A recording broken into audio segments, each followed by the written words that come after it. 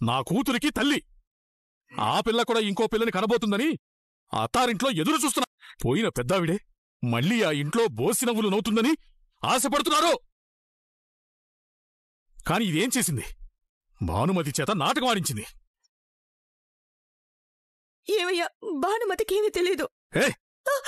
తనని అడ్డం పెట్టుకుని ఏం సాధిద్దామనుకున్నావే? ఎందుకిలా చేశావు? ఒరేయ్,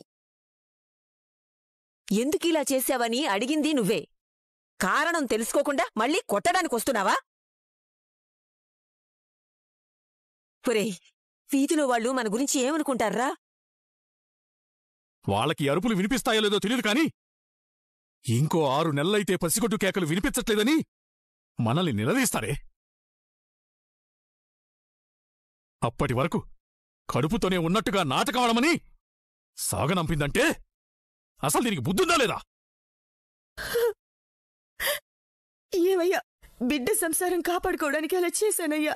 అది ఒక్కరోజుతో పోయేది కాదే, 9 నెలలు నటించాలి. ఈలోపు దాని బండారం బయటపడితే పెళ్లి చేసి అత్తారెడ్డికి పంపించిన కూతురుని సచ్చేదాకా మనమే సాకాలి. ఒరేయ్, నీ కూతురు నెల తప్పలేదు, అంతేగదా? అంతేనా అని అంత తేలిగ్గా చెప్తావంటే? తాళి కట్టిన భర్త ఇంకో 2 రోజుల్లో ఇంకొకరి మెడలో పుస్తెల తాడు కట్టబోతుంటే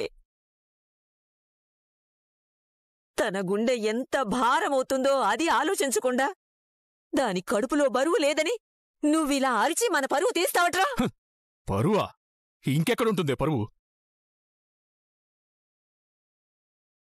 నీ కోడలిలా చేసిందని బలరాంగారికి తెలిస్తే వియ్యంకుల చేత శిక్ష వేయించుకుందని అందరూ మన మొహం మీద ఉమ్మేస్తారే. అక్కడే ఉండనిస్తే అల్లుడు గారి మనసు మార్చి